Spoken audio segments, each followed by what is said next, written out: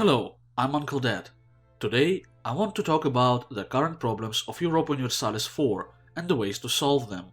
Most things I will say in this video will relate more to multiplayer, because in a competitive environment, players use the maximum of what the game mechanics can offer. First, I want to talk about attrition. There is a 5% attrition limit now, which is always filled with lack of supplies in major wars, making attrition modifiers such as harsh winter, defensive ideas, and some national country ideas useless. In some very rare cases, player can actually suffer more than 5% attrition, but then lack of supplies will not be counted at all. This 5% cap is incredibly low, both from gameplay and historical points of view. More people usually died from attrition than from battles in the game's time span. I think the least that can be done is to separate dynamic losses from the lack of supplies and the negative attrition modifiers, so they will not overlap each other and stack properly instead. I should also mention Scorched Earth. It used to be a powerful mechanic, but now it's kinda useless because Paradox developers, as they said themselves, could not teach AI to interact with it properly, so they nerfed it instead. Bankruptcy was an ultimate disaster before they have changed it, and now it's almost unnoticeable compared to how it damaged your country before. Your country will remain relatively stable, and you'll be able to even destroy rebel armies and some AI enemies. And it lasts just 5 years, almost every war truce lasts longer. The result is obvious, every major war in multiplayer now lasts until one side goes bankrupt, all sides get enormous amount of loans, and can afford ineffective army management, like merging and rehiring mercenaries after every battle. Bankruptcy should have much more impact on the country. In the current version of Europa Universalis, major wars often depend on who's got more mercs limit, because if you can raise more mercs at once, you will run over your opponent just relying on your cannon fodder. Both sides have infinite money thanks to loans and easy bankruptcy, and after each battle you will just merge your army and hire more mercs to throw them into the new battle. This is totally unhistorical and hurts gameplay. The old system was much better, where there was a pool of mercs gradually filling up, and if you suddenly lost all your mercs, you couldn't just hire them right away. That system required players to take care of hired troops, because they weren't easily replaceable, unlike in the current system.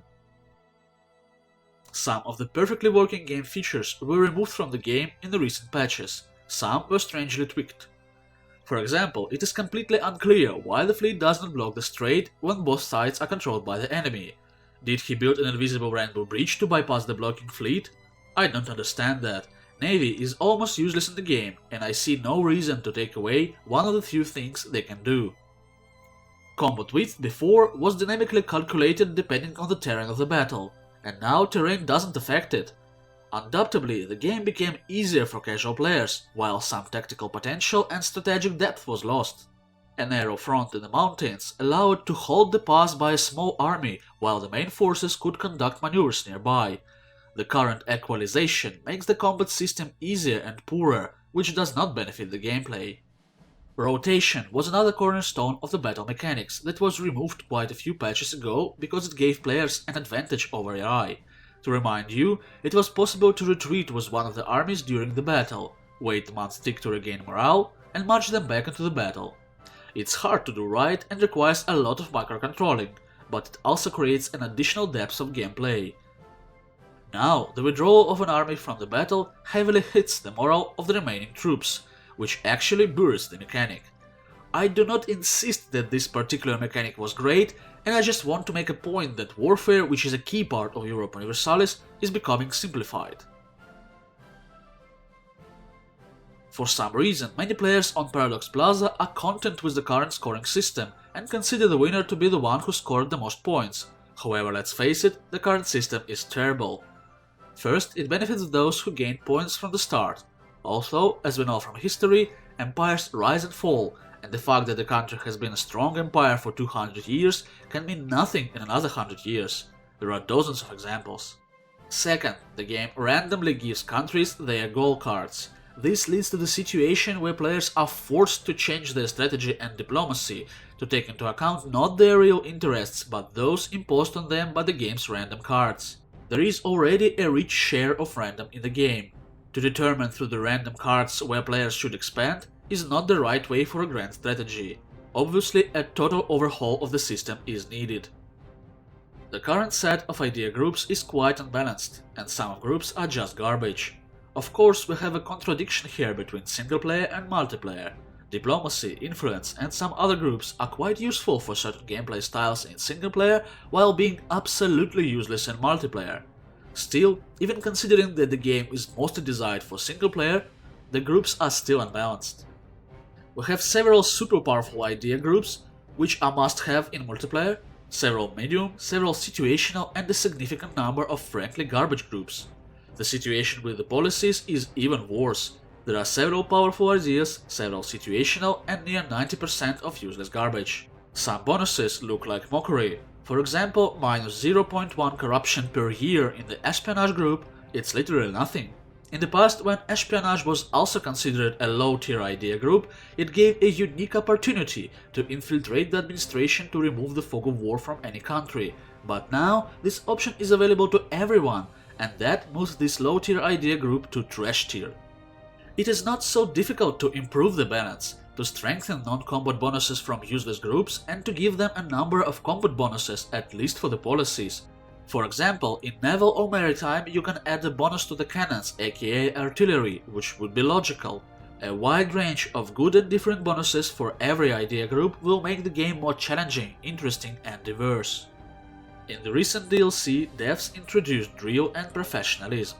The bonuses from them are quite minor, and most players in multiplayer use professionalism mostly to gain a stash of recruits in the peacetime. At the same time, these mechanics make complicated EU4 warfare system even more complicated and confusing. There are too many variables here. We have military tactics, drill, professionalism, military traditions, morale, discipline, combatability, and individual bonuses for damage inflicted and received. Frankly, this is too much, especially considering that most players do not understand the system. The game develops in a strange direction, the number of modifiers and variables increases, and the warfare itself is being simplified. Flanking doesn't work when the whole front is filled with troops, thus all flanking bonuses go straight into the garbage can. Starting from mid-game, players and AI mostly use huge armies, leaving no opportunity for flanking. There are several solutions to the problem. The most elegant would be to add additional unit slots to the front, which could only be occupied by cavalry, and whose number would increase from the flanking range. Thus, cavalry would again appear in the game on all stages up to 1820, because if you do not have cavalry in your army, then the enemy's cavalry in additional slots will simply cut your infantry from the flanks. It is worth reminding that now cavalry is useless in the late game if you're not a Poland with horse ideas built. History teaches us that sometimes the most absurd accidents led to great changes. However, the game is different from reality in a way that we want to influence events and control what's happening. The game has a fair share of random stats of the rulers, random generals, random events, and so on. However, we believe that at least there should be an opportunity to reduce the random. For example, build an academia for a huge prize, which will allow to choose a trade for generals in exchange for some military mana. Or maybe give a player an option to hire young and fresh generals or old and skilled ones. Similar solutions can be found for rulers. Naval warfare is completely beyond understanding of a simple mind. It works bad and needs changes. I played EU4 for several thousand hours, even make some guides, and still naval warfare is a black box for me. We would also like to offer a suggestion that could be an interesting improvement to the game. The mechanics of banners, strelets and janissaries are quite interesting, but at the same time simple and non-customizable. We propose to introduce the mechanic of the guard units into the game. Each country has a limit for guard troops similar to mercenaries. Within the limit, a player can promote a number of his regiment to guard, and to choose for them one of several bonuses from the offered list. Something similar exists in Warhammer Total War, where you can assign insignias with battle bonuses to your best troops. Of course, the number of guard divisions should be small, and bonuses rather strong. Thus, players will have a fair share of roleplay, and secondly, an interesting gameplay mechanic that allows you to make a shock feast of elite troops. That's all, thank you for watching. Let me know in the comments what do you think about current problems of EU4, what do you think of my video, and of course your ideas to improve the game.